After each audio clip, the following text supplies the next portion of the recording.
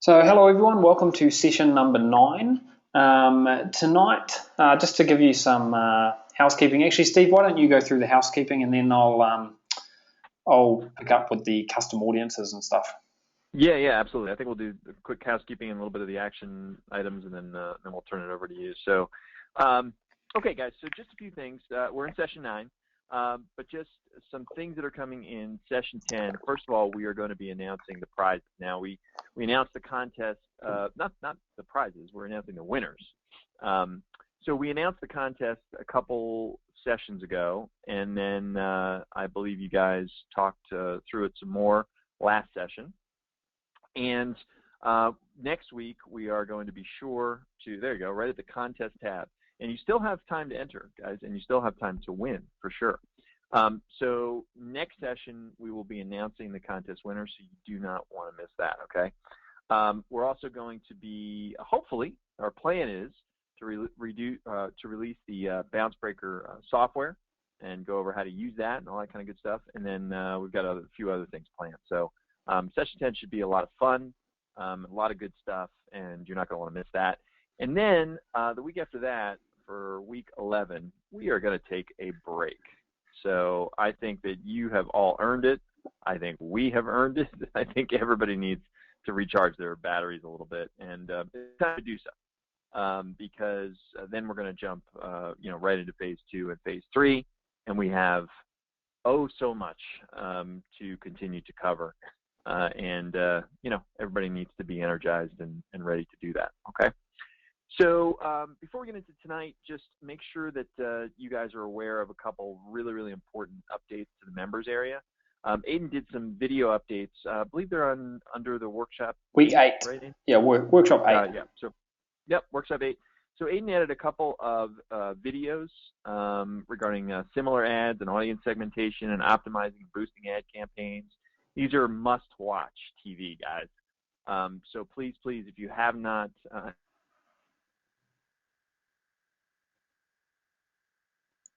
You there, Steve?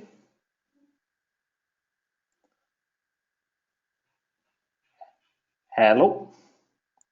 Can you guys hear me, or can you hear Steve? I can hear you, Aiden. Can you hear me? I can hear you now, but for a second I couldn't hear you. I don't know if it was my connection or yours. Oh, okay. I don't know. It's probably not, well, could be anybody's, but people are reporting both. Okay, So, maybe it was me for just a moment there then. So you were just saying about the new stuff in week 8 and also, I guess, this very important document in the resources tab, which is this achieving positive ROI. And I can pull that up here, actually. Yeah, please. This one here, we know that, constantly going to a more positive ROI is always always an objective for everyone and every business. And this is how you do it with these types of websites. People who have done this, let me just pull up. I've got a screenshot open here, actually. Have a look at this, how just a few days ago, one of our students implemented just one of the tactics in this document, and their RPM jumped, actually basically tripled from $5 up to close to $15. And they managed to hold it there. And the tactic that they implemented was turning off mobile traffic. So, we go into that and much, much more in this document. So this is brand new, by the way. You haven't seen this one before. Strongly recommend that you go through this entire document and just read through it and actually implement everything we've got in here. There must be about 15 different tactics in here. If you haven't started segmenting, slicing and dicing your data, then you absolutely must do that. I mean, you just have to do that because that's how you succeed with these websites, is you identify the right audience and then you absolutely hammer it, okay? And we had another couple of people in here on the call yesterday, and let me just see if I took a screenshot yesterday of something someone said. This is what they said. This is someone who was in the chat box yesterday. You can see the date up here. After last session, I made some tweaks and my RPM is breaking $20. It's rocking along.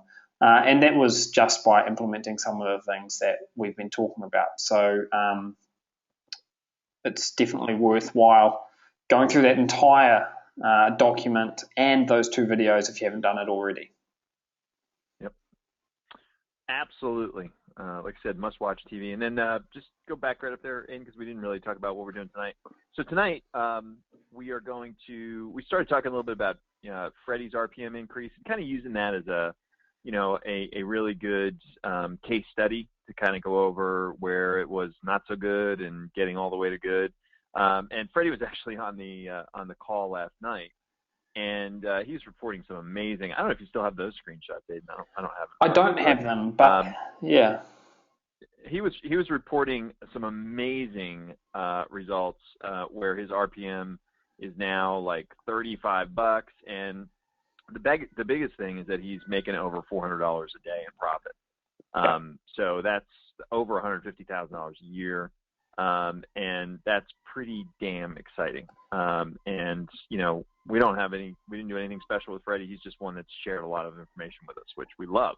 Yeah, and we love for you to share information with us as well. So also he just talking about that particular student, because a lot of people have been wondering, how did he get to $400 profit per day? He started the program when you started the program. So he's not one of our test students who's been around any longer. He hasn't had any personalized hand holding or anything like that. He's just been tweaking and improving his results, actually using one of the tactics that we're going to be talking about tonight in just a second here. So so it's fantastic. So it's great for us to see people like Freddie, and we've got lots of other folks who are doing very, very well, and Freddie's just one of those guys who shares a lot of his data with us. So it's kind of nice. And by the way, that is $400 per day in AdSense revenue, and I believe that it's from 2 different websites. I don't know if it's one website or 2, but I know he had built 2. So anyway. And actually, and just to clarify though, it is profit per day. This is according to Freddie, not revenue. Yep. So that's obviously pretty important. So excuse me, we're going to go over some things about what Freddie's doing, and some other tips and tactics for RPM increase. And then the other thing that we've talked about for a couple weeks now is this free method. We've talked about why you should be using the method where you're boosting posts and paying for that advertising. But we also said we know there are people that don't want to do that and want to take a slower route, and we've promised to deliver that, and so that we will be doing that this afternoon as well. Okay. So on to our action items, and there really are just a few. If you're going to go the free route, then obviously you need to develop your work plan based upon the information that we give you today. And also, I'll be giving you some kind of areas for other reading. There's lots of things that webinars are good for, and there's lots of things that maybe they're not good for, and that a detailed document is better for. So just, kind of getting all that information, understanding it, learning it, and developing your work plan for the free route, if that's the route you're going to take, is one action item, and then obviously beginning to execute that work plan. And then in line with the optimization tactics that Aiden's going to talk about, installing a custom audience pixel and creating a lookalike audience would be the other 2 action items to get done between now and the next session. So on that note, we're just going to dive right into it and start talking about custom audiences. Now, firstly, what is a custom audience? Essentially, it's an audience that you create inside Facebook based on people that come to your website. So if you have 1,000 people come to your website, they can all form part of this custom audience. And Facebook can kind of cookie those visitors or remember who those visitors are, and then you can run ads just to those visitors. So that's what a custom audience is, and it's created by putting a little piece of code on your website. Really, really simple to do this. And anytime someone visits your website, they'll be added to this special custom audience list. And this is going to make a lot more sense when I actually go through and we give a live example of showing you how to do all this. Once you've got a custom audience, then you can run ads directly to that custom audience. So should you create one? Yes, you absolutely should create one. And the reason is because if someone has already been to your website once, then they're already a highly filtered visitor. They went to your website for a reason. They probably liked something on it. And there's a great chance that they're going to want to return. So you can imagine what that would do for your click-through rate. They're going to be more likely to click through on your Facebook posts, ads. They're going to be more likely to spend more time on your website. And you're going to be a recognized website for them. So ultimately, you get more targeted traffic and you get cheaper traffic, which is going to make you more money. Okay.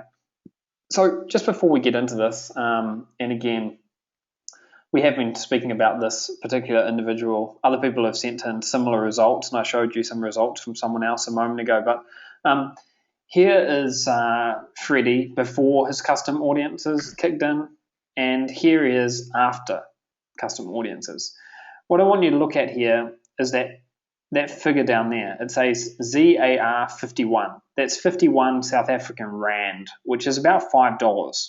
Okay, so he originally had $5 as his RPM, and it jumped up to $15 RPM. The only thing that he changed was that he started leveraging the custom audiences. Okay, so it's incredibly powerful, doesn't cost you anything. You can add it on as many websites as you want to, and we'll show you how to do that. And it's very, very quick to set up, as you're about to see. So how do you create a custom audience? As always, we've got everything in the slides here, and they'll be in the summary sheet as well. But let me just go live and just see if I can actually show it to you live. So here we are, logged inside Facebook. And if I come to this drop-down menu and come to Manage Ads, we'll get into the ad management area here. And what we can do, just wait for this to finish loading. What we can do over here is we can come to Tools at the top here and click on Audiences. Now in this section here, you're going to see a list of different audiences that we've got. These are existing audiences that we've saved from past projects that we've been working on. Okay. Now what we want to do this time is create a new audience. So to do that, very simple. We click this little blue button up here, Create Audience, and we want to click on Custom Audience. You're going to get three different options. The one that you want to use is website traffic. Don't worry about these other two, just use website traffic. And on here, this is the next page that'll pop up. You've got a few different options. Firstly, let me explain this. This here is how many days your audience will be stored in Facebook. We want this to be the maximum, which is 180. Basically what this means is that Facebook will store each visitor that comes to your website over the last 180 days in this special little audience. Okay. Now that may not seem like such a long time, but it actually is. It's 6 months, and every time someone revisits your website, then they're going to get re-cookied. Okay.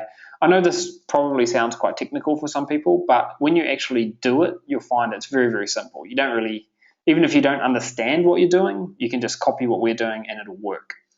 Now, here, we don't want to select anyone who visits your website. Okay. We want to select anyone who visits specific web pages. Okay, now in here we just put in the URL of the website. So it could be something like this. Okay, and then what we want to do, because we're including a couple of URLs in here, we're going to put one that's got the www and one that doesn't. So we've put our two URLs in there, and the pixel will work for anyone who comes to any pages on our website, because this says the URL contains. So every single URL on our website is going to contain one of these. Okay, you could put exact URLs as well if you only wanted to get a specific audience from one specific post or page on your website, you could do that. Now, the next thing we want to do is give the audience a name. So we could do something like the Extreme Rush Demo 2 entire website. Okay. If I was doing a specific page, then I might put what that actual page is. If I wanted to make some notes to myself, I could put them in there. And then we click Create Audience. And then it says it's done. Okay, so I just click on the OK button and you'll see it here. Now, you won't see any data. It won't have any size yet because the pixel is not installed.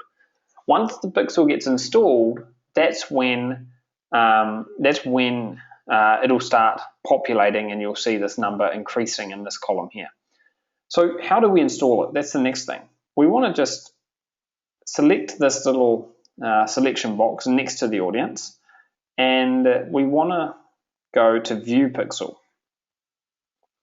This here, when I click on it, I can copy it. I just press Ctrl+C, or I can right-click and select Copy. That's the code that we need to put inside the website. I'll show you where to put it. We have to put it in the header section, but I'll just make sure I've copied that. Come over to the dashboard. I'm logged into the dashboard here, and if I go to Appearance and Theme Options, if I scroll down here a little bit, this here is the header code section. And this is all built into the special template that we've given you as part of 100K Factory program. And that's one of the reasons that we recommended you use that one. It's because we've proven it and we've added some customization and things like that in it that makes this kind of thing much easier. Anyway, if you've already got something in here like Google Analytics code or something, then just paste this new code in above it. So I pasted it in there, okay, and that's my special tracking code. Okay, now I'm actually going to delete that out because we've already got some other tracking in here that we've already got a different pixel code in here. So I'm not going to worry about that, but that's how you do it. And then you would come down here and you've got to remember to click the Save Changes button. So that's how you create a pixel, okay, and how you insert it into your website. If you've got multiple websites, that's fine. Just do the same thing over again. So you come down here, create audience, custom audience, website traffic, and you put in specific web pages.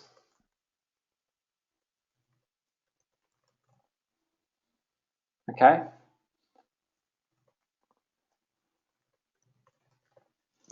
Set this to 180 days, give it a name, and click Create Audience. So that is how you create one of these custom audiences. And again, everything is covered here in the slides, so you'll have access to these. In fact, they're already in the members area. We have made a slight tweak to these slides since yesterday, but they are already in the members area. And that's how you create a custom audience, okay? So let me just see. So that's the first thing. Now, what will happen is once you've created a custom audience, actually, I'll talk about how you use a custom audience in just a second here. First, I'll show you how to create a lookalike audience. Okay, so lookalike audience is the next type of audience that we can create. So what exactly is a lookalike audience? Well, it's an audience that Facebook creates for you based on the type of people who are in an existing audience that you may have. So let's take an example here. Let's say that let's say that this custom audience I just generated, I just set up, had 1,000 people in it. What Facebook would do is it would analyze it, and it would analyze the type of people who are in there, the pages they like, and it would create a new audience for me that's similar, okay? And that can be a great audience to run ads to as well. So that's what a lookalike audience is. And we're going to go through and set this up right now. And again, you should definitely create one because it's a great way to reach more similar people. It's going to allow you to have lower advertising costs and better return on investment on your ads because the people will be more targeted as well. Okay, so it's pretty exciting. So how do you create a a lookalike audience? Well, we go into the same place that we were. So we come in here. So remember how we got here? We came into the ads manager and we went to the audiences tab. And then we just click on one of the existing audiences that we've made. Now it needs to be a website custom audience. Okay, so let's just click on this one. I've just made it. And here you can see a whole bunch of different information about this. And we can click on create lookalike. In here we can select a country. So we'll select United States.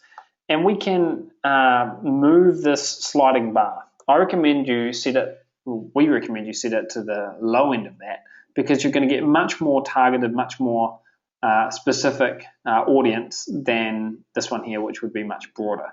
And then you'll just click create audience. Okay, now obviously here it says the source audience is too small. So what that means is I'm trying to create a lookalike audience of something that doesn't exist. So you can't create a lookalike if it doesn't exist in the first place. Okay, that's because the audience that I was trying to use didn't have anyone in it. Okay, but that's how the process works. Now you can click this filters button here, and if you were to create a lookalike audience, if you came to not ready, that's where you would find it.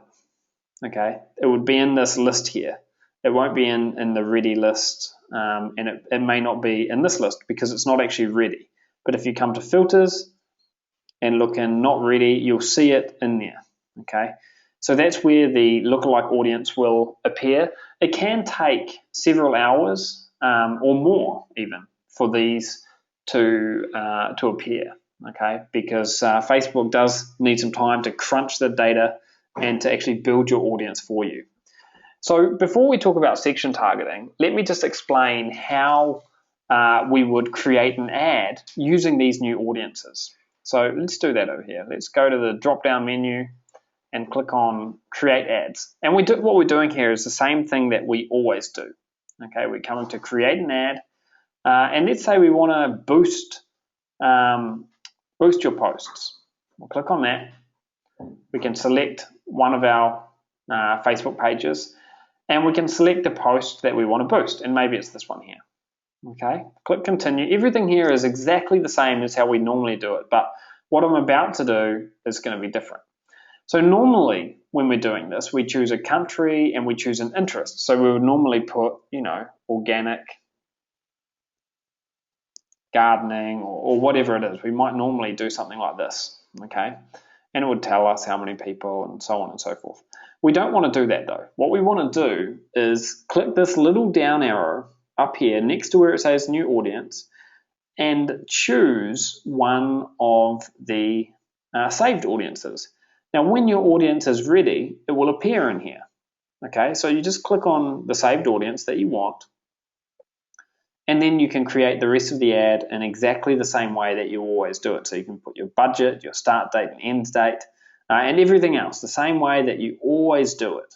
Okay, so that's how you go about actually using these audiences. And you will see both types of audiences in there. You'll see the lookalike audience that you can choose from, and you'll also see the custom audience that you have generated.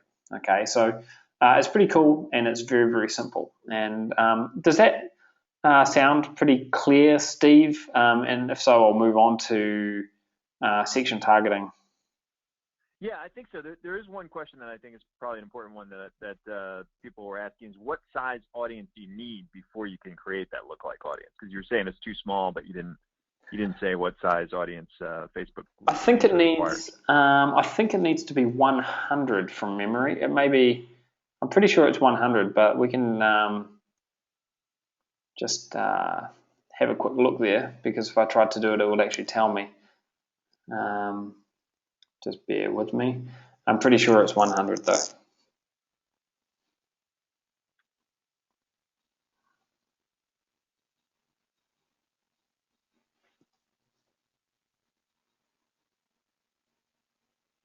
Yeah, so 100 people. Please choose a country that includes at least 100 people in your source. So you have to have at least 100 people in your source that are all from one country. So if you've got 100 people in your audience and are not all from the same country, or you don't have at least 100 people from one country, then you won't be able to do this. So that's hopefully that answers that one. Yep. And let's just see. And Myra says I went a little bit too fast. Well, that's why we've got the replay, Myra. So you'll be able to go back and go through that at your own pace. Also, every single step that I went through just now is in these slides, which you've already got access to inside the members area. Okay. So section targeting, that's the next thing that we want to talk about. Firstly, what is section targeting and why might you want to use it? And when would you use it? Section targeting is worth trying if you have a lower than expected AdSense RPM. So if your ad is or your website's not performing quite as well as you hope, then section targeting can be a great thing to look at trying. It's worth remembering what Google's objective is, and that is to deliver ads that relate to your page content and your audience so that the ad gets clicked on as often as possible. You're on the same team as Google for anything you're doing with AdSense, because Google makes money when people click on your ads. You make money when people click on your ads. So it's in Google's best interests to give you the most relevant ads possible, okay? But sometimes even Google struggles to give the most relevant ads to your audience.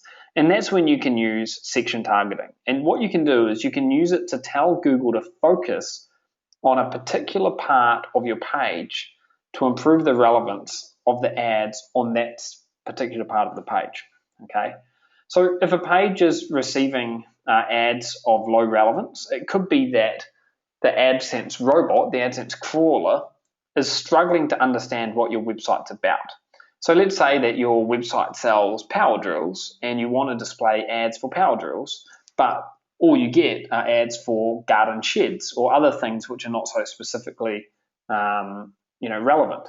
Section targeting allows you to emphasize different parts of your page and de-emphasize less relevant parts. So in essence, you get better ads. Now, it's really, really easy. We've actually got a video in the members area which shows you how to do it, and I'll show you where that is in just a second here.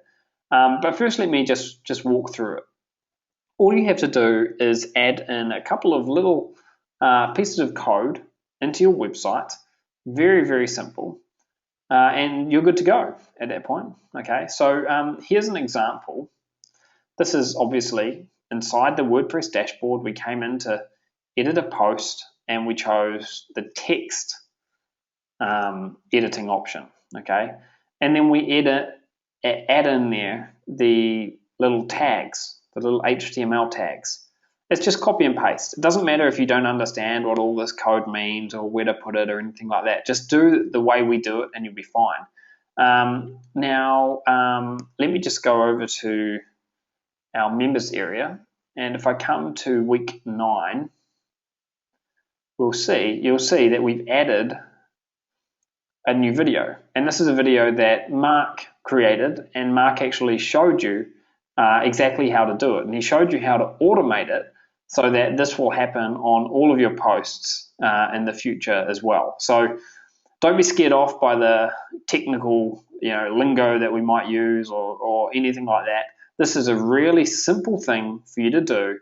And if you're not getting the RPM that you want, then you absolutely need to try using this tactic. Okay.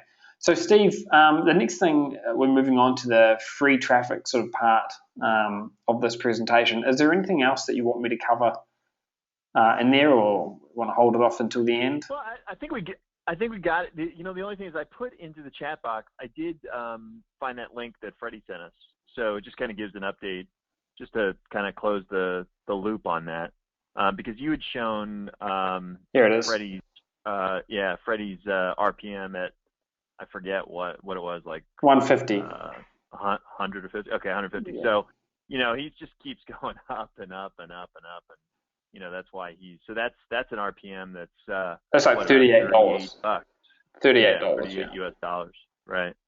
So pretty great results, pretty fantastic results, and obviously that's what's driving his over $400 a day in profit. So we kind of said last night, because a lot of people here had the same questions about, well, did Freddie have any special this, or was he, an internet marketer before? And from what we know about Freddie, which admittedly is not a whole lot because, he's sharing with us, but we don't know Freddie. He had no experience, and he joined at the same time that you all did. So we said last night that we'd try and find a little bit more out about Freddie and what he's doing. Couple of things we do know about Freddie, and is that he lives in South Africa, okay? And we know that, I know that for a fact that he has 2 websites. I don't know if the $400 profit is just from one of them or if they're both making, a couple of $100 profit each. But whichever way you slice it and dice it, he's doing $400 profit per day at the moment. So hopefully that, $38 RPM, it's easy to see why that's the case, because he's really well and truly used these tactics we've just been going over to boost up his earnings. So. Yeah, and I'm 98% sure it's all from one site based on our conversation. Okay. Oh, really? Okay. Cool. Good. All right. Well, like I said, we'll get more information about Freddie. So I think everybody's interested in. Okay. So should we move on to the free method, free traffic? Yeah, let's do that. Okay. So we've been threatening, and I'm going to try and speak loudly. I'm on the phone as opposed to the internet connection. So my voice is a little bit more faint than the others on the call. But if you just, increase your volume, you should be fine. And then Aiden will scare the hell out of you when he comes on and talks. Yeah. So, but anyway, it should be fine. And by the way, guys, because Steve's on the phone, I'm kind of driving these slides, and Steve is going to be presenting these slides. So we'll try our best to stay in time with one another, just in case you're wondering what's going on behind the scenes here. Yep. Okay, so we've been threatening to talk about this for a few weeks now. And so here we are. We're finally at the point where, again, we talked about all the reasons why you probably want to use the method that we've been training on for the last 8 weeks. Not the least of that is speed, because, again, our goal in the 100K Factory was to get you to, making a great deal of money in a very, very short period of time. However, we do recognize, again, as we talked about a few times, that there are people that just do not want to spend any money on advertising, and they're fine taking a little bit more of a slow burn approach. And there are some advantages to this, okay? At the end of the day, the websites that you build where you get, strong rankings in Google is it's another big, huge kind of beachhead against competitors and things like that. And, sometimes can result in even bigger amounts of traffic that are much more predictable and stable and longer lived, but they take a long time. So like everything else, it's, pros and cons, trade-offs, and all that kind of good stuff. So you just got to keep that in mind. Free traffic plan, no big shock here, right? It's all about just getting the free traffic because we want the free traffic to come to the site so that we have ad clickers and or whatever else, other monetization strategies that we have on the site. You got to have the traffic. We've talked about this since day one. Traffic is the only thing that's going to make any money at all. So we got to get traffic to the site so we can get ad clickers or get them to do whatever else it is, like buy a product or anything, and that equals profit. And you do need less of this traffic, right, to make the same amount of money if you're not paying for advertising. So that's kind of one of the good pieces of news. But the issue is it's, slower to get the big chunks of traffic doing it this way than it is doing it the way that we've been talking about for the last 8 weeks. Now, and one other issue is that AdSense may just not be enough because of the lower traffic volume to get you to where you need to be from a profitability standpoint. So we may very well have to switch out to other monetization methods. Now, the good news is that that's exactly what we're going to be talking about in phase 2 and phase 3. So by the time we sort of impart all that knowledge upon you for getting those different methods, monetization methods, if you work this plan, you'll be getting a decent stream of traffic by then, okay? So for now, what you should be doing is worrying about the traffic. And as you've heard us say over and over again, The traffic is the key to everything. So let's focus on getting the traffic. Let's not worry too much about what monetization method will be the most profitable in the long term for that traffic. We'll worry about that later after the traffic arrives and we can do some testing and things like that, okay? So our strategy is a two-pronged one, okay, for a free traffic plan. The first is that we want to get a massive number of likes for our Facebook page. Now, people will say, well, okay, why do I need to get likes, okay, if my goal is to get traffic to the website? Well, hopefully you can understand from all the training that we've done, right, that more likes means that we can have more reach in Facebook for free, okay? So anything that we post on Facebook will be seen by more people without us spending any money at all, okay? And when it's seen by more people, then there will be more engagement, right? Simple math. More people that see it, the more people will engage with it. When there's more engagement, you end up getting more traffic to the website, okay? Because when you post a video, you know, from your blog, from your website, if it gets out to more of these folks, then you have more of an opportunity to get them as visitors to your website. All right, so simply more likes means more reach for free, and more reach means more free traffic from Facebook. So that's strategy number one. How do we get massive numbers of likes without spending a lot of money?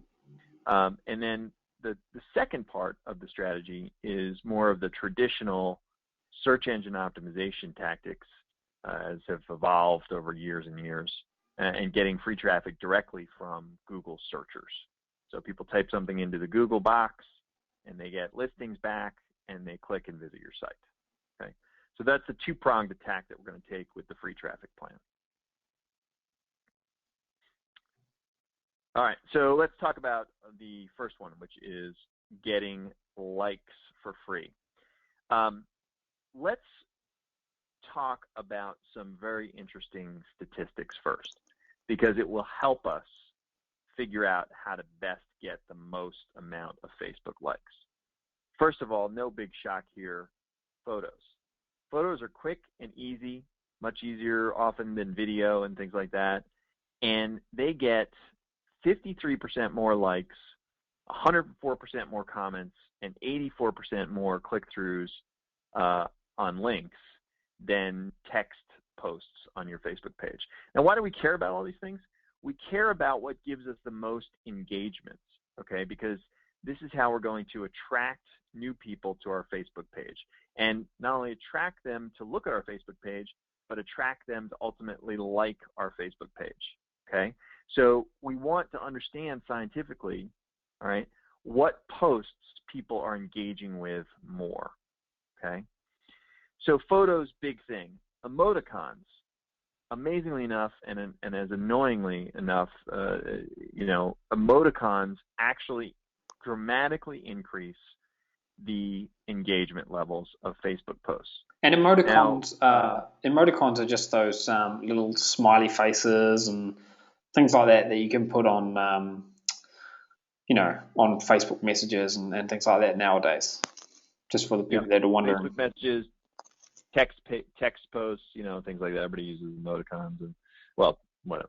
But anyway, so amazingly, posts that have those get shared 33% more often, and they get liked 57% more often.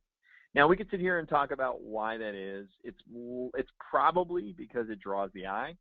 That'd be my guess. But who cares? It doesn't matter, right? If we know that this is a fact, then we will simply exploit it. All right. So same thing with photos. We know that emoticons mean more engagement.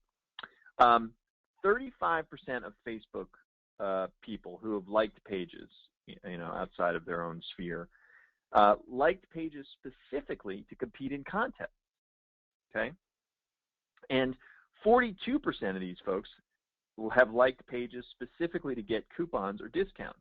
Now, this actually surprised me a little bit because contrary to what you might think, contests and coupons and discounts and things, they're not universally successful. Like, they don't always mean a whole heck of a lot as far as increasing traffic and engagement and, conversions and stuff like that. However, in Facebook, they seem to be very, very, very powerful, right? So we're going to see one way that we can use contests. It's going to be difficult probably for you guys to use coupons or discounts. That doesn't make a lot of sense unless you have your own white label product. But it's good to know these things, right? And we can certainly make use of contests that we'll talk about in a minute. The last thing to think about is that, and this again was interesting, shorter posts get more engagement, okay? So 250 characters or less on a post get 60% more engagement than longer posts. And 80 characters or less get 66% more engagement. And again, we can guess as to why this is. It might just be attention span. It might be that people can read the whole chunk very quickly, right in their news feed. They don't have to, click more or, really do anything about it. But who cares, right? We know this is a fact. We'll make use of it. Okay? Also, so pretty interesting things to keep in track. Also, with all this data that we've just given you here, think about how you can use this with your existing advertising. Now, we're talking about getting free Facebook likes and things you can do, but apply this to your posts and you'll get better results. So keep that in mind when we're talking about all this kind of stuff. Yep. So, want to make sure that everybody understands and not get confused here, okay? We have a whole 100K factory work plan, right? For, 4 to 5 hours a week-ish kind of thing. And that includes, several to-dos about posting on your website and then sharing that on your Facebook page and following that whole process and all that kind of good stuff. What we're talking about here is in addition to that, okay? So we're going to be talking about posting things on your Facebook page that have nothing to do with your website necessarily, okay? Because our goal here is not to get direct traffic yet to our website, right? The first prong of our strategy is to simply get massive amounts of likes to our Facebook page, having nothing to do with our website. Now, the reason is because later on, we will use that reach to get the traffic to our website. All right, so I don't want people to get confused. Ultimately, yes, we only make money when people go to our website, so we want people to go to the website. However, we're going to be doing stuff to our Facebook page that has nothing to do with our website, okay, over and above what we've laid out for the 100K factory work plan, all right?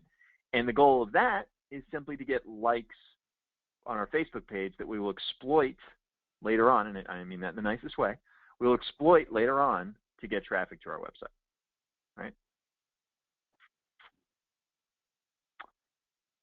So here is the overall plan, and we'll talk about this in a little bit more detail, each step. We want to constantly post. I wrote this very strangely, post constant engaging content. We want to constantly post engaging content, okay? So what's engaging content? Well, it's photos, it's posts with emoticons, it is, short posts, right? Things like that. So we already know what it is, but we want to constantly be posting fresh material that we know will get lots of engagements.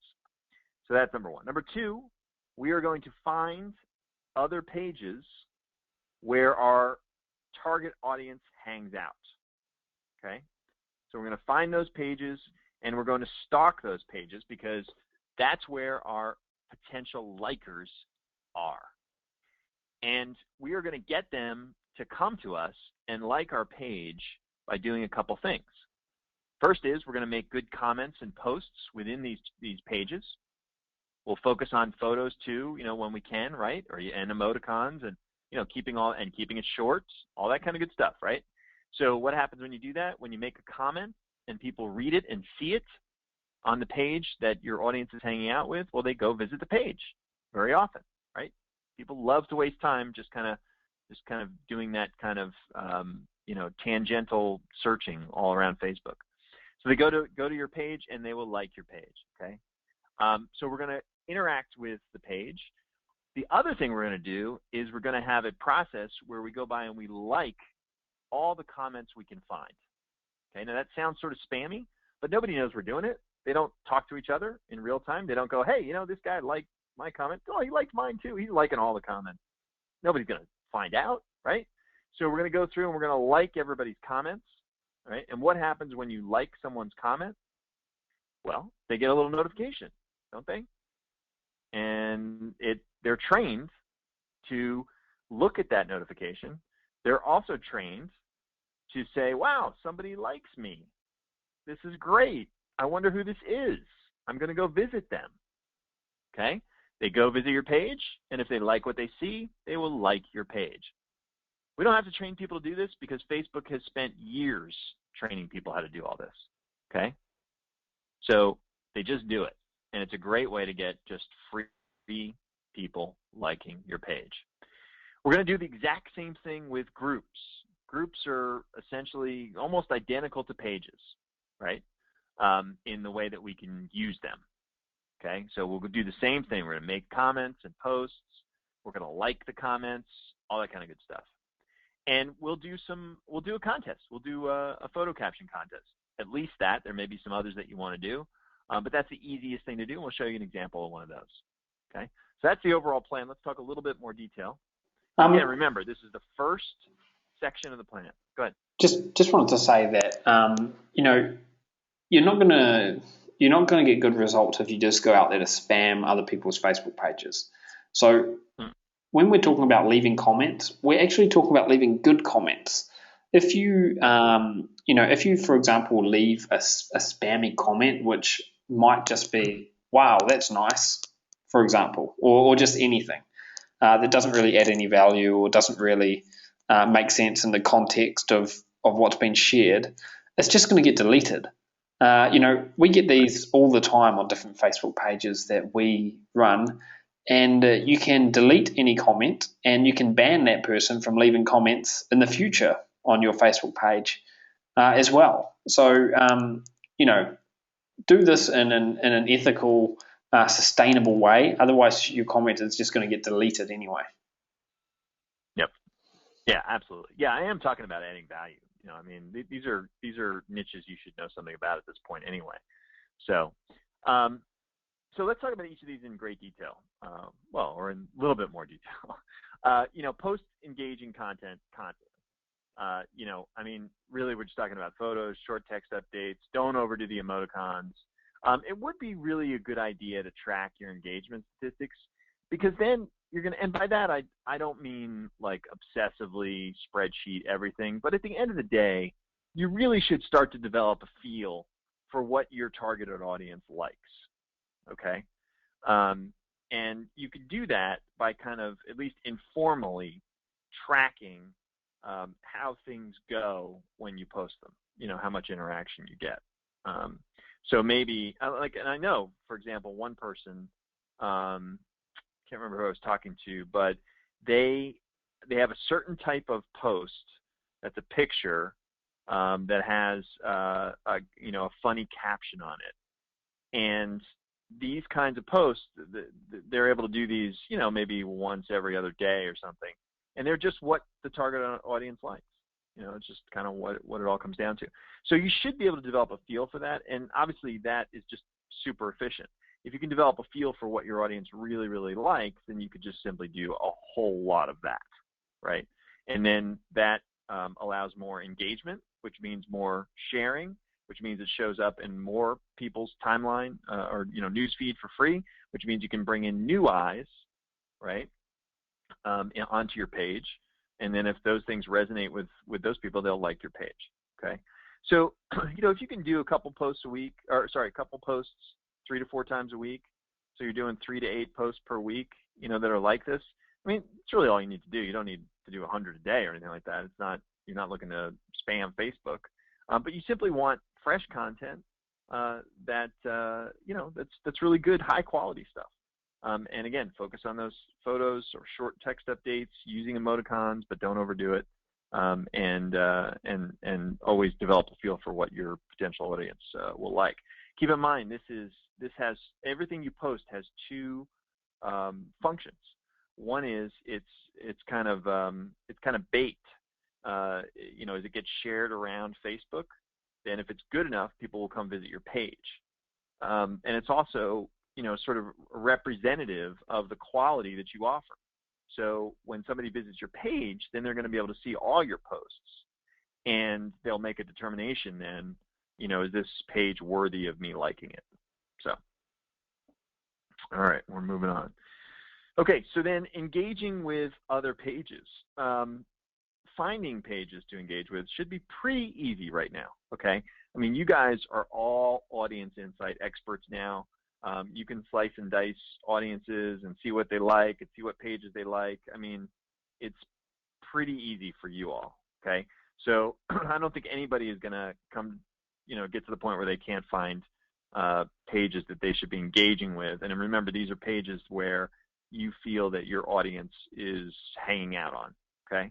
And, you know, I mean, if you really can't find them, I mean, just use common sense. Just do simple Facebook page searches, for crying out loud. You can use the CrowdForce Facebook module as well. Somebody? Yeah, I was just going to say, chances are you've already found them because you've been targeting different, you know, interests and stuff like that when you've been running light campaigns anyway. So chances are you've already got 3 or 4 in your mind. Yeah, totally. And you can use CrowdForce module as well. CrowdForce has a Facebook module, and it can be valuable to find Facebook pages. So you want to obviously engage with these pages as your Facebook page. You want to, when you're stalking a particular page, I call it stalking, and again, I mean that in the best way. What you want to do is you want to like all the comments you see for a post. It's super powerful, right, as we talked about, because people will start to see that. They'll get excited. They'll come see who you are and why you might like them, and then they'll like you back, okay? You can add your own comments. You can share stuff with the page, make your own posts, all that kind of stuff. So simply engage. Now, what I would do is I would do like 1 or 2 of these per day, and then rotate through that list. So if you have 10 of them, you might do page 1 on Monday, page 2 on Tuesday, page 3 and 4 on Wednesday, you know, and on, and just keep rotating through them. That way, you're not stalking or spamming or being on any page, you know, every single day or anything like that. So it's probably pretty good to have at least, you know, 7 or 8 of these, so you can really have some diversity in who you're going after. Okay. Same thing with groups. I mean, really, groups can be treated pretty much identically. And the nice thing about groups also is that the more you join, you'll start to show up. Other groups will start to show up. You know, saying that, oh yeah, you know, if you like this group, people who are in this group also join this group, and that kind of thing. I would suggest that, you know, just shoot for having like 10 of those, and you know, get the 10 biggest groups, right? Because if all of the things being equal, if you can get the groups that have the biggest audiences, then that's great. And engagement should be pretty much the same as pages, and the same kind of schedule. Contests. Now, a lot of people are like, oh, I can't do contests. I don't have any prizes or anything. You don't need a prize. I mean, you really don't. People do this. We were talking about this last night. Like, well, why do people participate? They participate because they're trained to. They participate because they want to. They participate because they have something that they think is funny to add or witty, and they want to get some kind of recognition for that. So there's plenty of ego-driven incentives for people to participate in contests without giving prizes. Okay. The easiest thing to do is a caption this photo contest. Okay. And this is nothing special. Like, it's not some kind of special post. It's not an ad you create. It's not a new page. It's nothing like that. All it is a post, okay, on your Facebook page that simply says, "Hey, we're running a contest," and I think we've got a sample of one on the next slide. It just says, "Hey, I'm running a contest.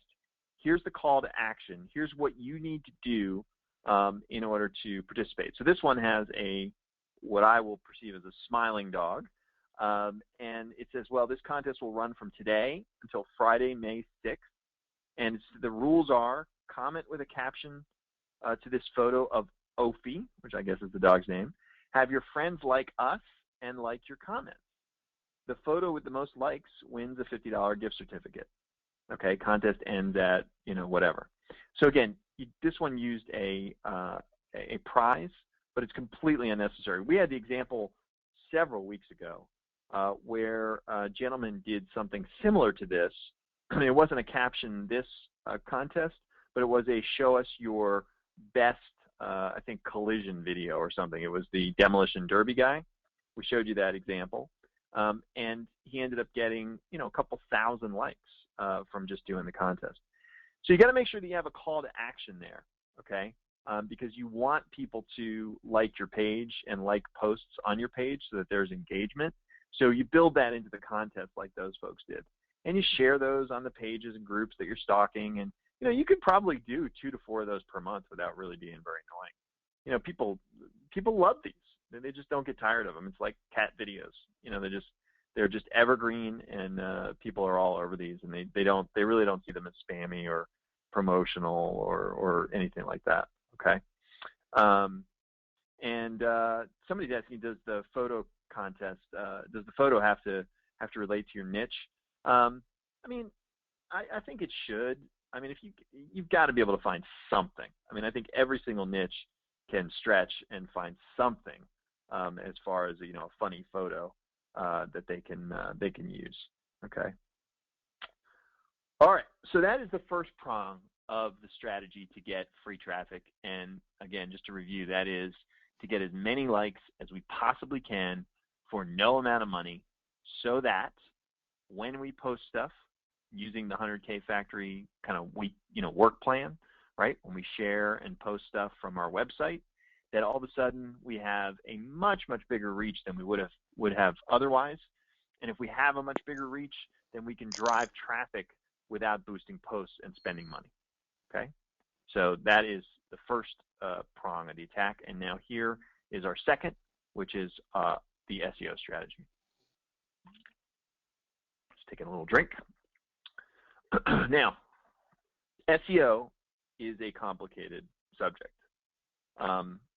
You can get maybe 70% of it with a pretty straightforward overview, which is what we're gonna do tonight, or this afternoon.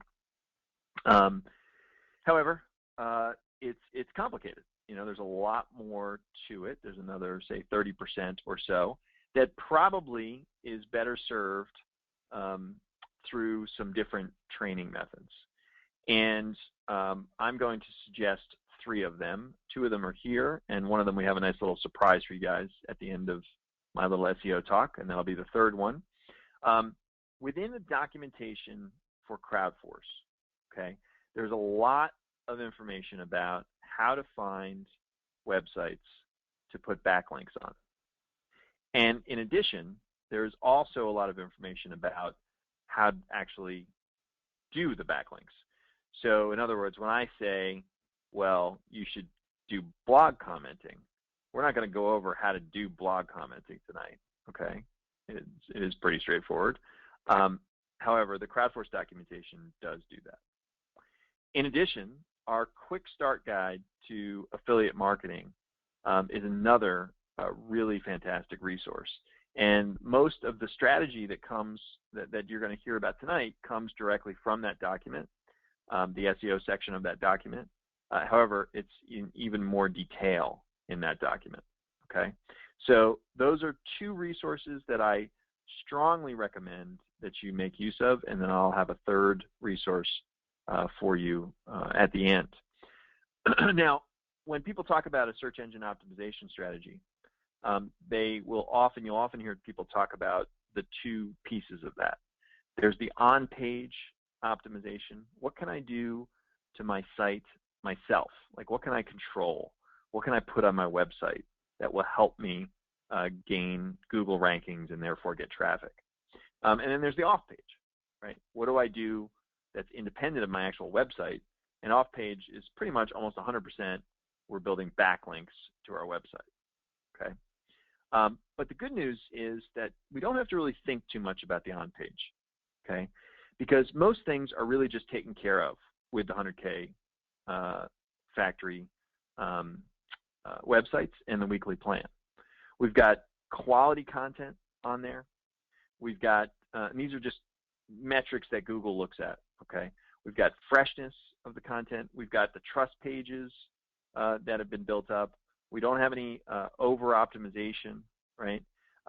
We're getting, good traffic even, from Facebook, right? So we're already going to be getting visitors right away, and Google does look at that.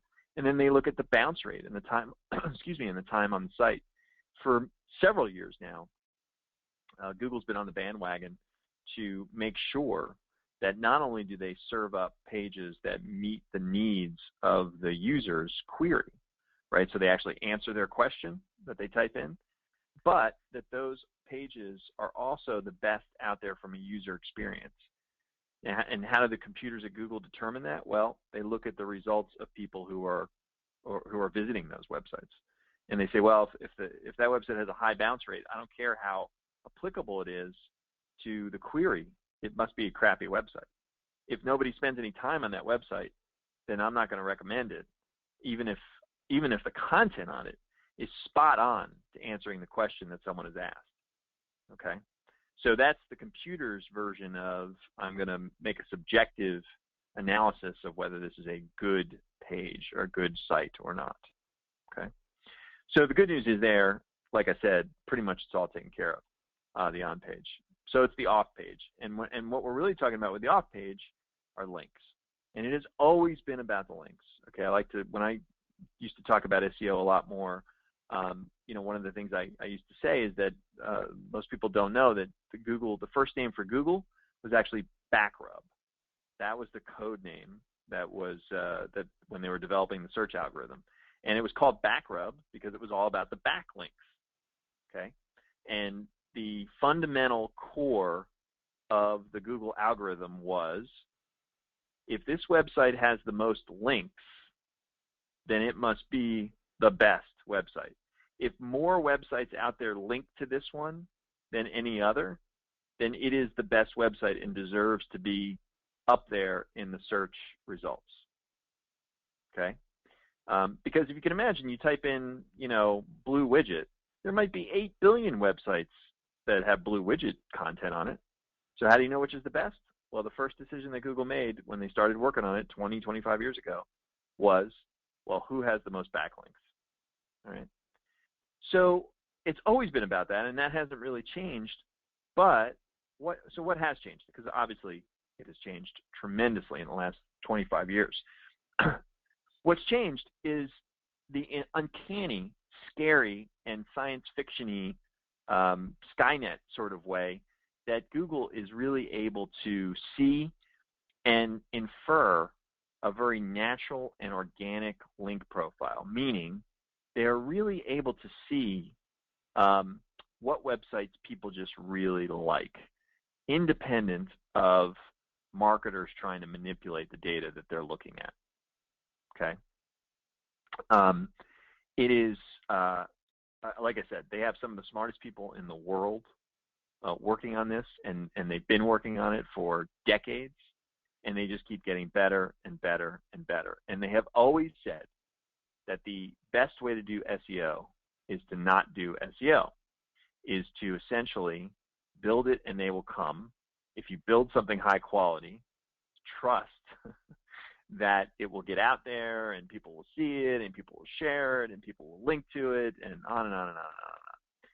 So that's all lovely, and to their credit, they have gotten closer to that, but that is a nirvana that will never be reached, because there's always room for marketing people. Okay, so what do we want to do as marketing people? We want to build that natural and organic link profile. We want to build exactly what they want to see, right? And Chris talks about this. He calls it slow, steady, and sloppy. Okay, which is, I think, what I'm becoming in my old age. And so that's what we're striving to do, and that's what's driving the plan that we're presenting this evening. Okay, one of the key ways to be natural is to make sure that your anchor text is not overly optimized. I think our next slide is about anchor text. So let me see if, yeah. So let's talk anchor text. So Google initially, when it was built, I told you that the popularity of a website, whether it showed up and how high it showed up in the search engine rankings, depended pretty much 100% at one time on the backlinks that it received. And another thing that was very, very powerful back in the day when it first started was Google tried to figure out, well, how do I know for real what all these sites are about? And they started to think about that, and they said, well, you know, maybe one of the things that we can give a lot of weight to is the anchor text with which people use to link to these sites.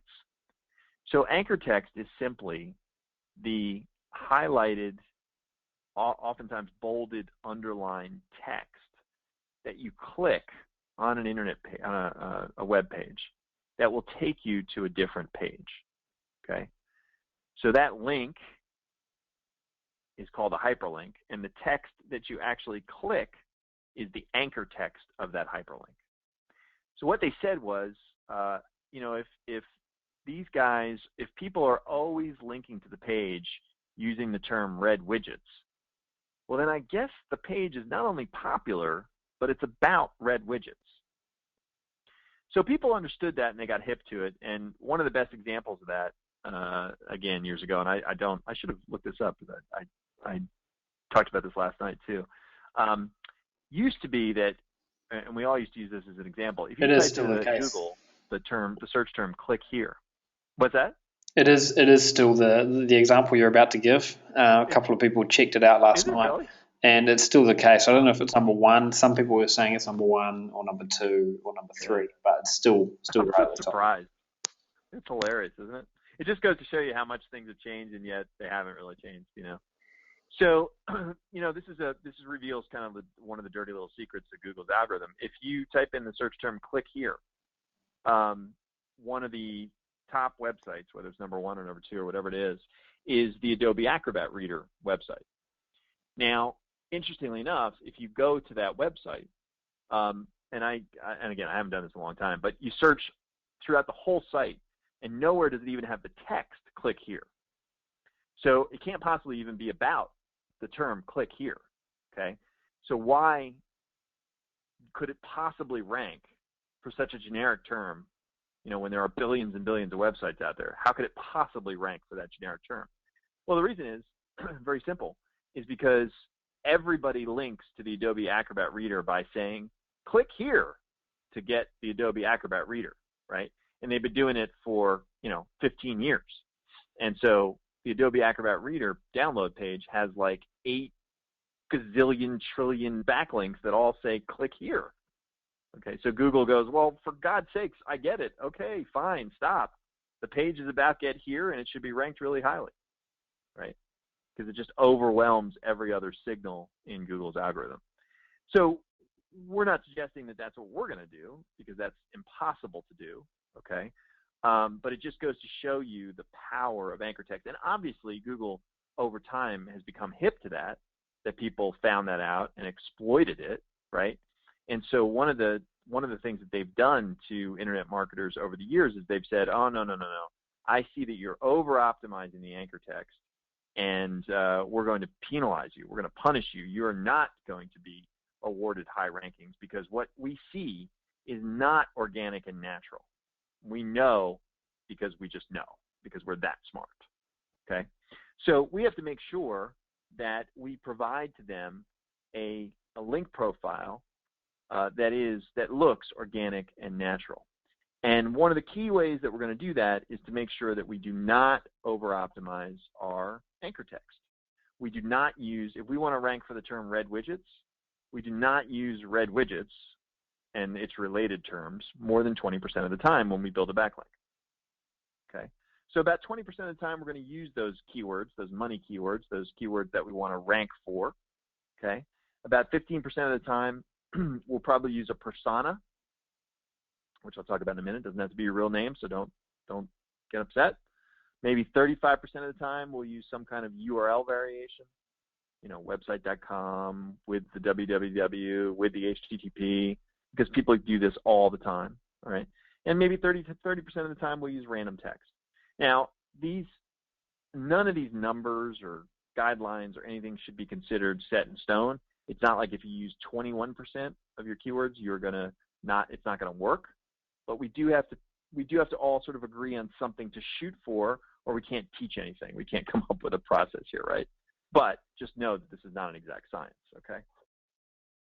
Okay, let's move on. So CrowdForce is a great tool to find places to build backlinks, all right? It's essentially a virtual assistant that's always out there looking for places for you to put links on. Now, we're going to be talking about finding websites that you can, sort of build relationships with. And CrowdForce is more sort of post or transactional oriented. So what I mean by that is it'll go out and it'll find forum posts across any forum out there that might have something to do with your niche or your keywords, okay? But what we're going to talk about is, well, maybe you should find 5 forums or so that you can develop relationships with and so on. So it's a little different scope. It's a little different focus. However, obviously, if it finds the forum posts, it's also finding the forums, okay? So you can use it to find sites. Or you may find, as you go through this presentation, you put together your own work plan after you read the documentation on the other resources that I suggest to you. You may find that you like that way better, and that's perfectly okay. Okay, there's plenty of people using CrowdForce to do this and drive traffic. Okay. So let's talk about keywords. What keywords should you use? I am not going to spend a lot of time on this. I'm not going to explain LSI keywords because I gave myself a headache trying to do that last night. So you can look that up yourself. They're latent semantic indexing keywords. But essentially, what we're doing here is, and the reason is because this is a lot less of a burden on us for 100K factory sites. We are not trying to sell a particular hair loss cream or weight loss elixir or something along those lines. So we're not trying to find that one magic keyword that has, all this volume of people searching for it and no competition and all that kind of stuff. We're not doing that. What we're doing is we're just going to look for the main keywords. We'll pick 1 or 3 keywords for each of the websites that we're trying to optimize here, and they should be no-brainers. Okay, your sub-niches already have enough search volume in them because we've validated those as large enough to be these sub-niches. So you really cannot go wrong by just picking 1 to 3 keywords that are directly related to your sub-niche. And you can just go to town with those as your main keywords. Now, one way that you can pick up on certain LSI keywords, okay, because keywords are LSI keywords. Oh, here I go. I'm going to explain just a tiny little bit.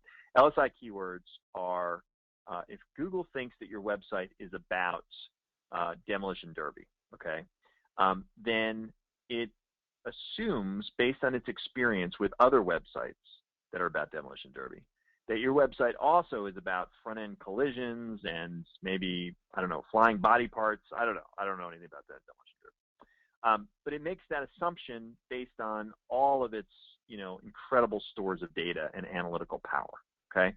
And so it is helpful to feed Google exactly what it wants. If it thinks that your website is about demolition derby, and that is one of your keywords, okay, and you are building links ultimately with that keyword as the anchor text because you are trying to steer Google that says, I want to show up for these search terms, then Google will be much happier if you're also talking about front-end collisions, okay, because they know that good websites that should be ranked for demolition derby also talk about front-end collisions, okay? So one way to find out what those are, other than common sense, is to use the Google keyword tool, all right, within AdWords, and you can just Google that to find out about that. And instead of searching for a keyword phrase by putting in a seed keyword, you actually put in a competitor URL. So in this example, what I mean by that is if you put in demolition derby into a Google search, pick the number 1, 2, and 3 websites that come up for that search term. Put that into the Google AdWords tool, okay? And what will come up are the keywords that Google thinks that website is about. And you'll find basically all the LSI keywords there because those are the best examples of what Google thinks are the finest websites for those search terms, okay? So hopefully that makes sense. So if you come up with 1 to 3 main keywords and a couple of LSI keywords, that's all you need. We have to rely much less on this nowadays because we're basically relying on Google to figure it out for us, okay? Because again, and it feeds right into their do SEO by not doing SEO, okay? Okay, so the link building plan. Now this, and I noticed this last night, I obviously always have airplanes on my mind. So it's not this plane is per site, this plan is per site. Number one, I don't have this by week because why not always pin images from your site on Pinterest? Why not just build links like that? I mean, it's there, it's easy. Any image that you put on your website, just also pin on your Pinterest page. And we'll talk about when to build that in a second. So week 1, what we want to do is build out our persona on some social sites. I'll talk about that. We want to start very easily, very softly, okay? We want to do some blog comments, maybe 1 to 3 per day, okay? And we're only going to use our persona as the anchor text, and I'll talk about that in a second. In week 2 or 3, we're going to continue with those blog comments. We're going to publish some content on some Web 2.0 sites. We're going to create a video for YouTube, and we will start participating in forums, Quora, and Yahoo Answers, okay? In week 4 and 5, we're going to continue. We're going to go back to doing some more blog commenting. We're going to continue with some articles on Web 2.0 sites. We're going to do another YouTube video each week there. In week 6, 7, and 8, we're going to do more blog commenting. We're going to go back to forums, Quora, and Yahoo Answers. And, you know, maybe once or twice in there, we'll do another YouTube video. Okay, that's week 6, 7, and 8. And then we basically put the pedal to the metal. And so from week 9 on, then we're going to start to look at occasionally, 20% of the time, using our keywords and or LSI keywords for anchor text of our backlinks. We're going to do blog comments, YouTube videos, Web 2.0 articles, forums, Quora, Yahoo Answers. We're going to talk about each of these individually a little bit. We're also going to look at developing feeder sites, okay, and building some links on those feeder sites, and then using guest posts, okay. Now, again, I will state, this is not an exact science, but we always want to at least put a plan out there that you can build your plan around, okay? Because you have to sort of start with some kind of a straw man. Also, but yeah, go ahead. Also, Steve, although it's not an exact science, it's something that has worked incredibly well for our websites, and we've been kind of constantly modifying this plan probably for 4 or 5 years now since you know, things have really started to get interesting with Google, and this is the iteration that we're at now, and it works really well, not just on these websites, but also for a whole range of different things, for getting Amazon rankings, for getting rankings for your Amazon products, for getting, you know, rankings for other websites that you might have as well. It's all the same thing. Yep. It all helps with your Google ranking, and as you're about to see, most of the strategies that we use will drive real traffic anyway. So even if you don't get top rankings, you'll still be getting real traffic. So it's really a win-win scenario, whichever way you look at it. Yep, absolutely. You know, somebody's mentioning, and I think it's important to bring up that, you know, Google does not like duplicate content. And you're absolutely right. However, we have to really look at what they mean by that. Google expects certain types of content to be shared all over the place and to be duplicated all over the place. YouTube videos, good example. There is no penalty for sharing that kind of content. So what they're really going after, when, you know, everybody hears the duplicate content penalty, they really were going after these people who are just spamming one article and, you know, putting keywords in there and backlinks and just putting it all over the place. You know, good other example, press release. You know, if a press release isn't being shared on a ton of websites, it's not doing its damn job, right? So Google's smart enough to understand what content should be shared and duplicated all across the web, and what content should not be shared. And the 100K factory is filled with content that should be shared, and there's no problem with that. Okay. Excuse me. In week 1, we talked about building up the persona.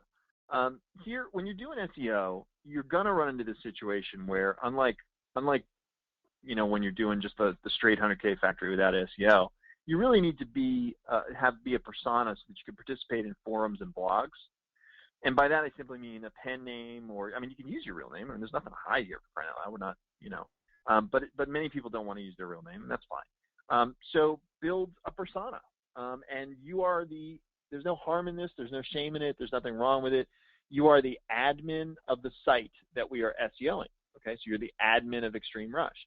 And plenty of people don't want to give out their personal information, and plenty of people don't want to give out their name, and that's fine, all right? But create a persona, okay? Set up a Gmail account for that persona, set up a Pinterest account, a YouTube channel. You've already got a Facebook page. And again, you're presenting yourself as, the admin of the site and of the Facebook page that we're working on here, okay? So nothing wrong with that. Excuse me, and we'll be using that. So blog commenting. First, you got to find them, and pretty straightforward here. You've got to find the blogs where your audience hangs out, okay? Because those will be the blogs that are the most relevant and will provide the best quality backlinks to your website. So you can use Crowdforce, very, very good thing to use to find blogs. You can just do a Google search. There are some other ways, but I don't know why you'd need them. Those are the two ways that would really be the most powerful. Participating is pretty easy. You're not promoting anything. You don't even want to mention your website. At least not now. Anything interesting there is fair game. You don't want to spam. You want to leave. You want to contribute valuable information. Okay, so a traditional spammy post is an SEOer going in and going, great post. Okay, super, thanks. No. You're only doing a couple of these. Just spend a little bit of time, participate in the community, okay, and make a real post from a real person. You're going to use your persona, and most blogs allow you to put in your website that is your name becomes clickable and people can come visit your website, okay? Don't worry if it's do follow or no follow or all that kind of crap. You don't have to worry about any of that stuff like we used to. Okay, and please look at the Crowdforce documentation on how to find blogs and how to do that. Okay, sorry, I'm going to take a drink here. Web 2.0 sites. And we were joking about this last night that we may be the last 2 people on the planet that call these Web 2.0 sites. But these are sites that you can post content to directly. If you go to the next slide real quick, Aiden, sorry to make you drive there, but here are just examples of what we mean by Web 2.0 sites. Hub Pages, Instructables, Rebel Mouse, Zimbio, Tumblr, Blogger, WordPress.com. These are places where you can actually build web pages on their platform, okay? They're sites that you can post content to directly. So the goal here, right, is to post some good quality content and link to your site. Because, excuse me, what you're doing then is you're sort of stealing a little bit of the authority from these sites, and you're saying, okay, well, here's kind of a built-in, decent trust factor with Google that says, all right, well, it's probably halfway decent content, it's not Wikipedia, but, it's on Hub Pages. And it's 500, 750 words of original content. And here's where you definitely don't want to have a duplicate content issue. It's about stuff that our audience is interested in. And it is reasonable to link back to our page, our website, even if it's simply linking back to you in a biographical manner. So, for example, you might say, written by Steve Clayton, the admin and czar of ExtremeRush.com, and ExtremeRush.com is a link. That's fine. It's perfectly acceptable. It's expected. Okay, so that's what we're trying to do with these Web 2.0 sites. And for the links on the Web 2.0 sites, you probably want to use you don't want to use your keywords or your LSI keywords because then it looks spammy. So you just want to use, the other ones, either the branded website name, and by that I simply just mean the Extreme Rush written out, or the URL variations or the text variations or any of those things really other than the keywords or LSI keywords as anchor text. Okay, that's what we mean when we talk about the different names there. YouTube. So again, we've got a massive amount of authority and trust from YouTube. So getting backlinks from YouTube is fantastic. But the barrier to entry there is that people don't like particularly to develop videos. They don't want to be on video. They don't want to talk on video. I get it. There's a ton of way to produce videos without having to do that. And there are always, 20 different websites that'll do it in different ways. But here are two that are kind of cool that you can go and play with. Stupaflix, which I love that name. It's really easy videos created from pictures, and they have music and stuff on them. And it's pretty easy. If I can do it, you can do it, believe me. Pretty easy to do videos from that site. And Go Animate, a little bit harder to do, but the results are pretty cool. Basically, it's a cartoon creation. But, none of these you have to be on camera. You don't have to be an editor. You don't have to do any of that kind of stuff. And so it's pretty straightforward. And in the top line of the description of the content, you could put your website URL and maybe a branded name or something like that. But you don't want to use your keywords again for YouTube. I actually, I actually saw a video today. I believe it may have been made with Stupaflix or Animoto is another one. Yeah.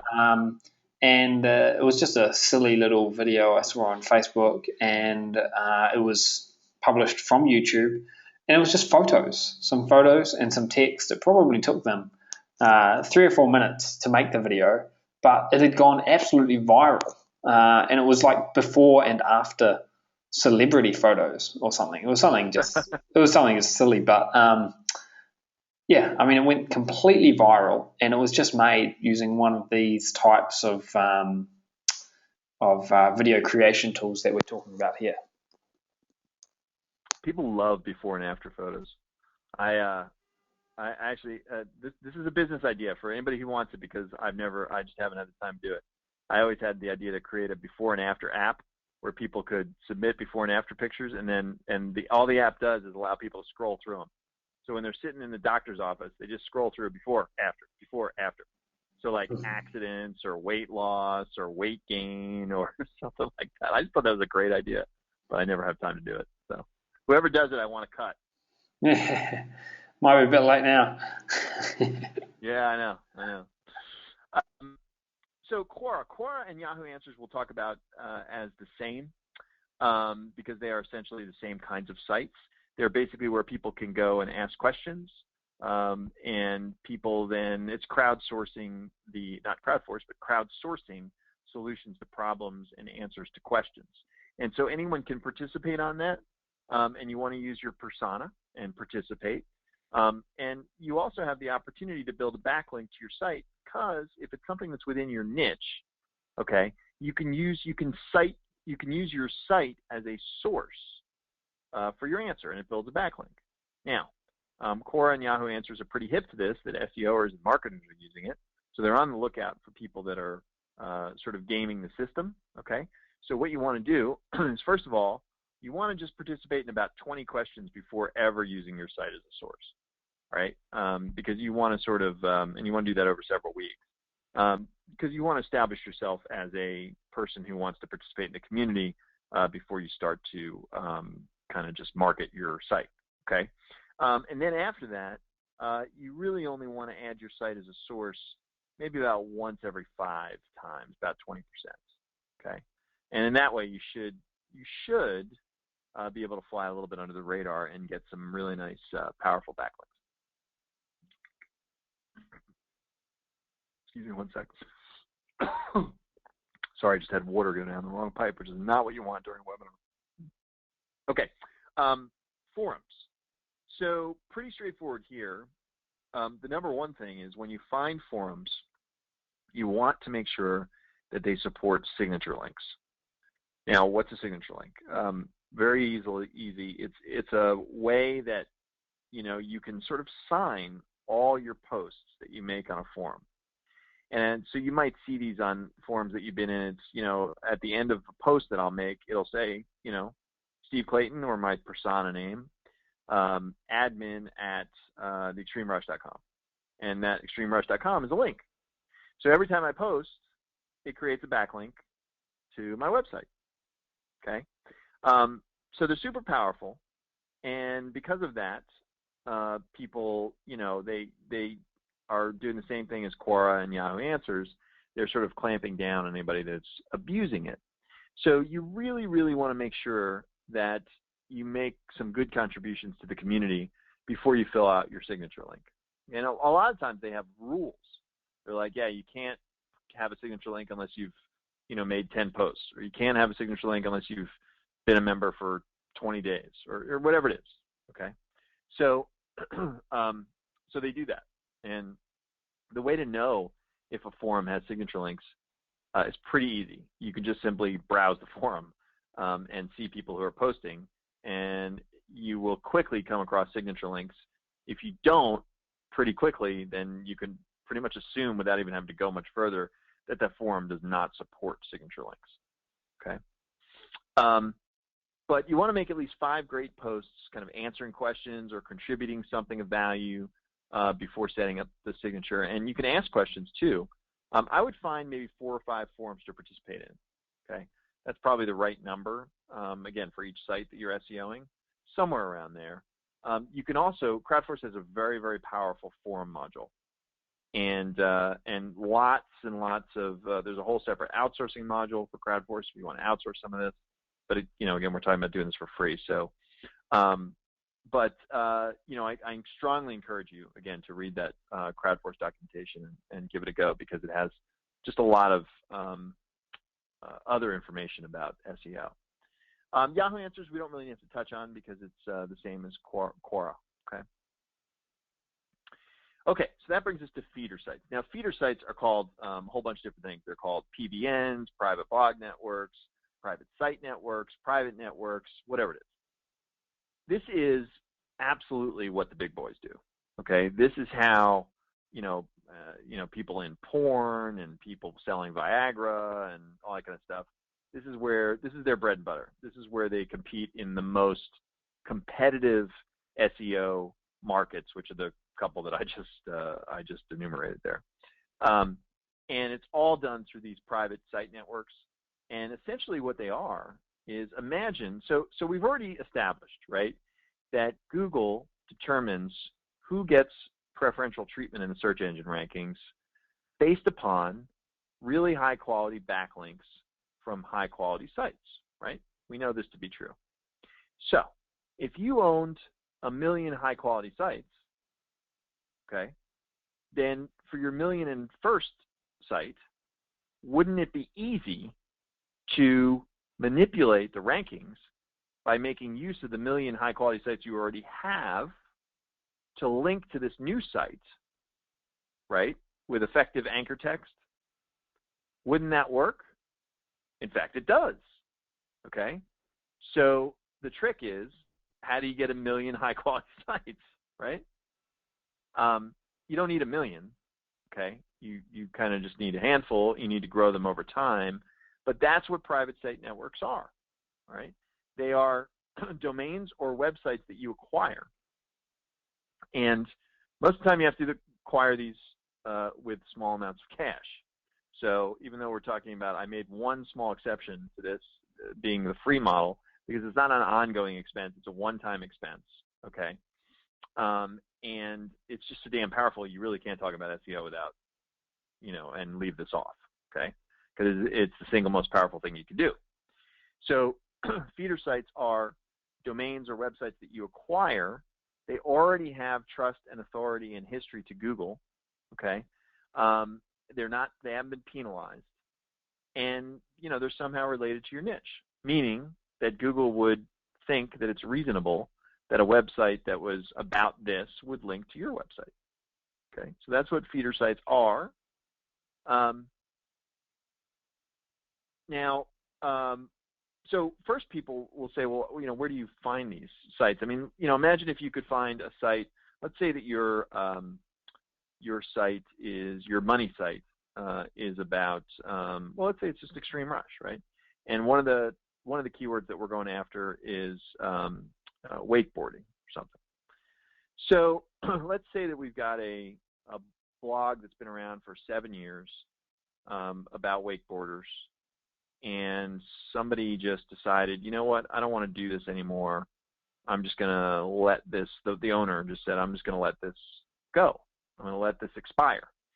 And what if that domain was available for you to purchase through GoDaddy auctions for like $25? And what if you could even get the old content,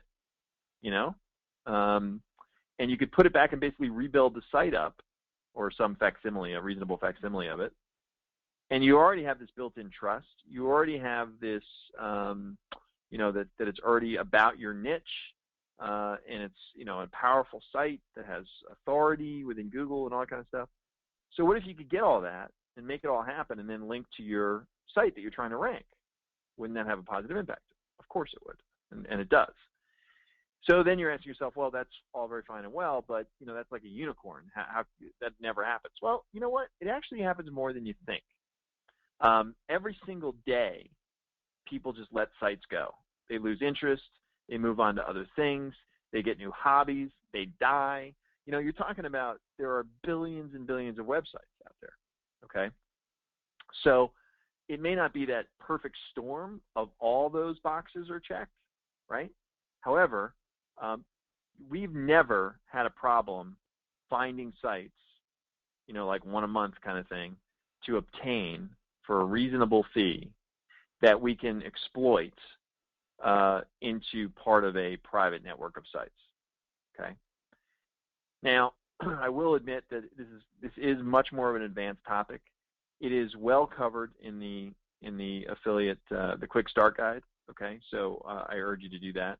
And also, one of the other ways that you can find these domains is Domains on Fire. Maybe not surprisingly, Domains on Fire was developed first, and if you remember, Domains on Fire is one of the first tools we looked at way back in week 1, I think, that you have access to. Domains on Fire was first developed to find private or feeder sites or private blog network domains. That's the reason it was developed. Okay, so it can most certainly be used very, very well for that. Okay, so you got the foundation of knowledge of what these feeder sites are, what these private network of sites are. It is the most powerful SEO strategy, and it's covered in more detail, with the guide. And you can also find lots more information about that online, but it's something that you should seriously consider. Now we have guest posts. So this is kind of exploiting a win-win that's out there, which is all blog owners desperately need content, constantly, all the time. Okay, you're already building up relationships with a handful of blog owners by making high-quality comments and participating in their conversations and not spamming them. Okay. What if in, out and about week 9, you start to reach out to those blog owners with some content ideas, all right? So, you basically say, look, I will write an article for you about the history of Demolition Derby, okay? So you provide them with this content, and in return, you can say, hey, and if you want to learn more about this, go to my website at theextremerush.com.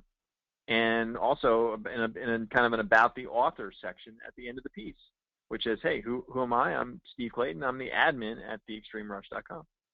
So you get a high quality, relevant backlink, and the blog owner is happy.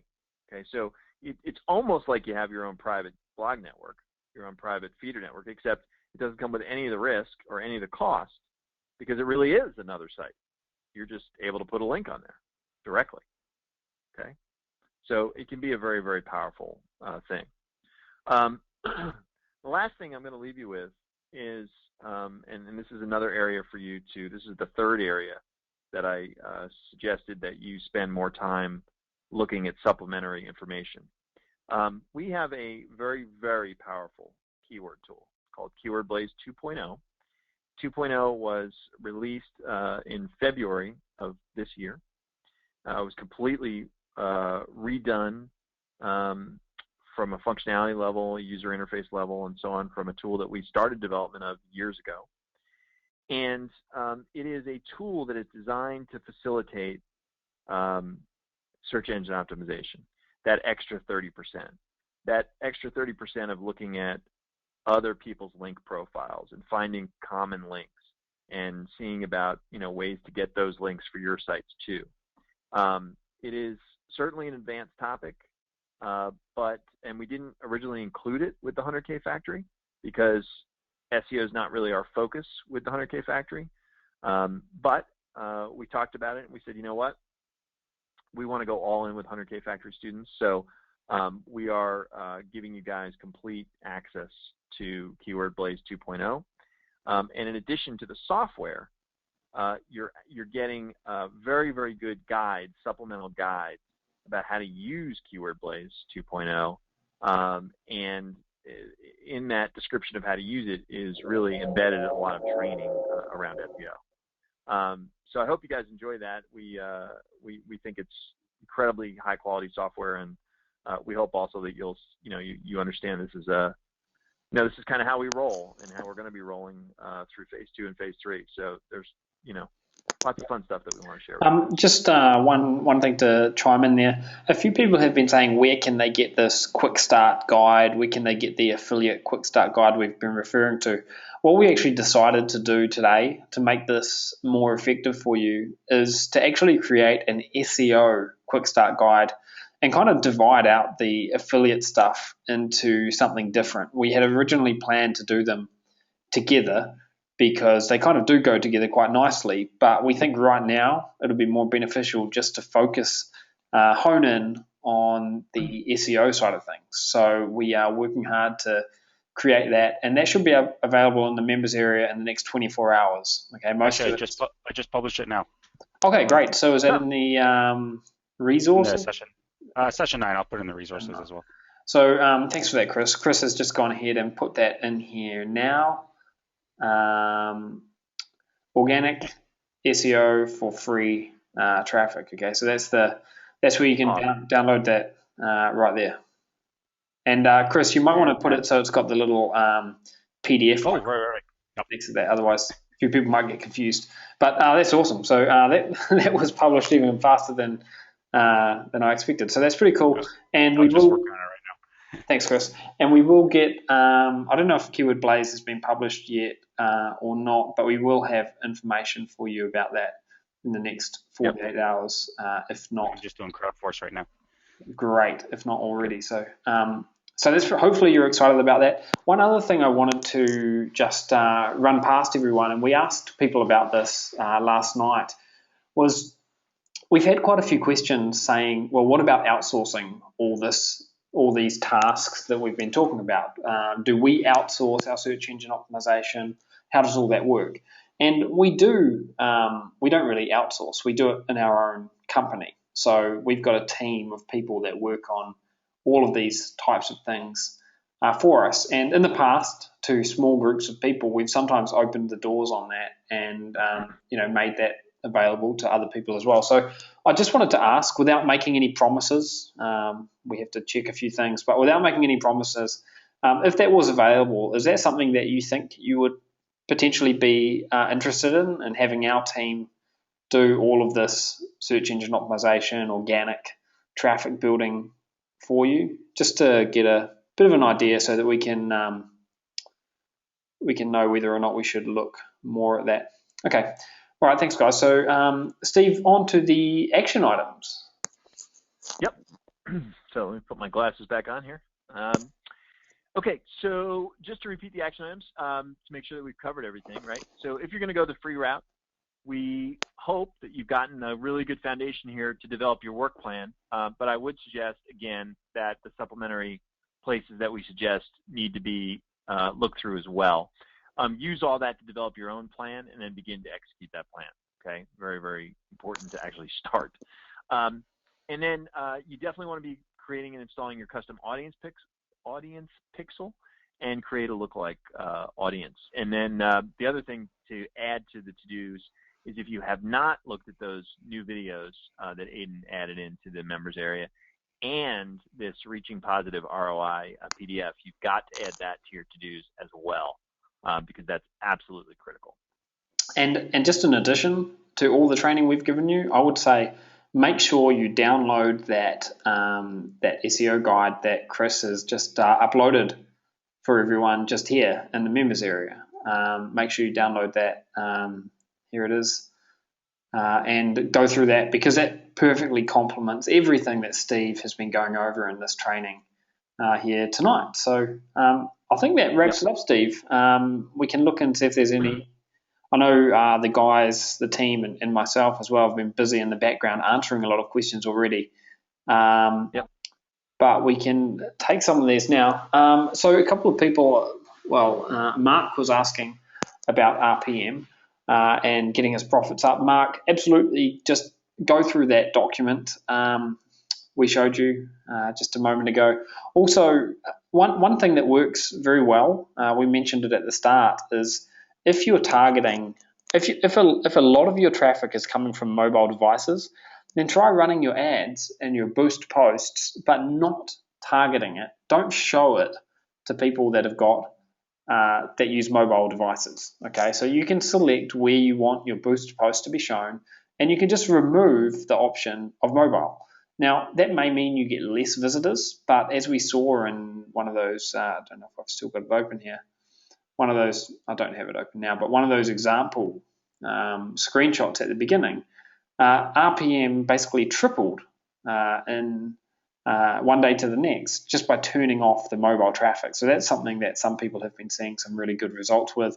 And then, of course, Mark, also consider everything we've been speaking about tonight with regards to the custom audiences and lookalike audiences. They'll make a big difference for you.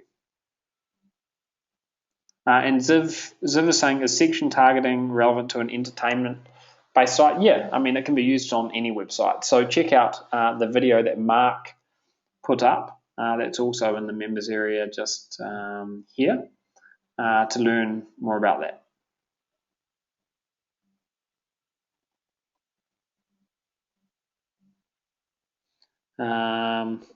So Lachelle is saying, I'm slightly confused about lookalike audiences. If you're creating a lookalike audience of people who visited your site in the last 180 days, then how do they differ?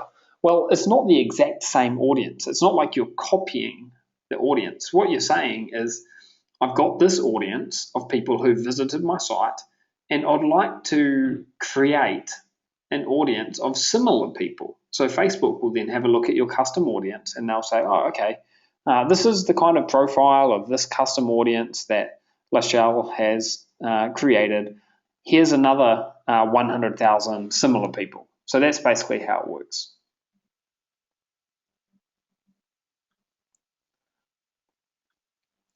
Aileen says, if you're turning off mobile ads, do you stop running the original ad that does show up on mobile devices? Yeah, I would stop it. If you're just going to test, then I would stop it and I would set up a new ad set and run it again. Do you promote a boost post to your custom audience and lookalike audience? Yep, and we showed you exactly how to do this. I actually gave a live example of doing this at the start of the call, Rona. So you do it in exactly the same way. Instead of choosing an interest to target, you choose your lookalike audience or something like that to target. And yes, you could target the sidebar, David, but you would just turn off mobile. And guys, again, to reiterate, this is just one of the tactics inside this document that we've put together. So I really recommend that you just read through this whole thing because there's a lot more. I mean, that's just one of the tactics, one of the many different tactics that are at your disposal here. Okay, and again, there's even more at your disposal if you come into week 8, those 2 videos that we keep on talking about. Make sure you've watched them. Ad segmentation, how to identify which people are clicking on your ads, which people are costing you the most money, which are the cheapest, is it males, is it females, which gender, so on and so forth. Make sure you watch these two things. Use the income optimization spreadsheet as well. That's absolutely critical. And a lot of the types of questions that we're having here will be answered, and your campaign, if it's not profitable already, if you're just breaking even, or even if you're slightly negatively geared, it will become a positive campaign. Okay. Just seeing if we've got any other questions here. We've been pretty busy behind the scenes, a whole heap of us answering these, so we've got through most of them. So Jeff is saying short posts get more engagement. How does that tie in with the previous guideline with regards to 100 words? What we're saying there is short little updates that you put inside your Facebook newsfeed get more engagement. So we're not saying change the post on your website. Let me see if I can open up one of our example websites here, and I'll show you what we mean, Jeff. Look at this. This is a short post. Interesting read. That's what we're referring to. So a long post would be multiple lines, and I don't know if we've got any of those on here or not. But anyway, that's what we mean by short post. We're talking about what's written in this section here. Okay.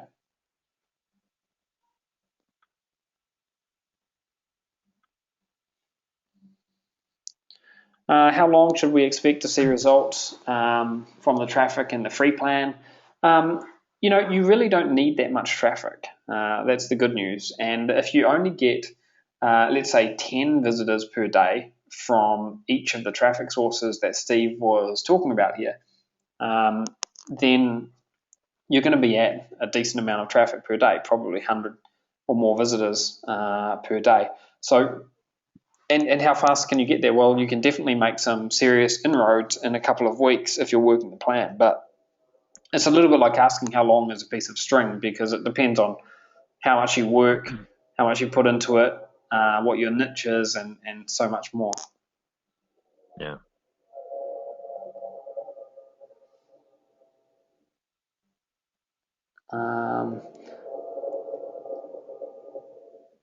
And I'm just seeing if there's any other questions here.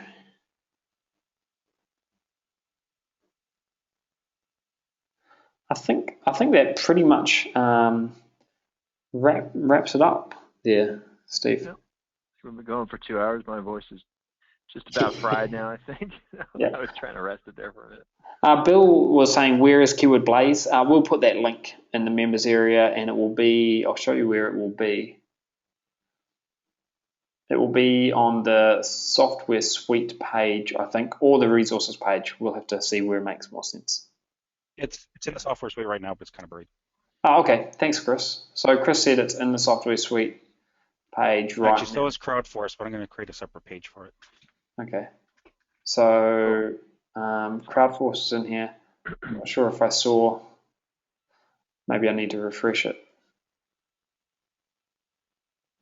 Keyword Blaze, it's right at the bottom. Oh, maybe not.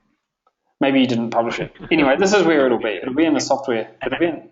It may be that I've cached. I've got the page cached or something, but it'll be in this software suite. It'll be there shortly. Yes. All right.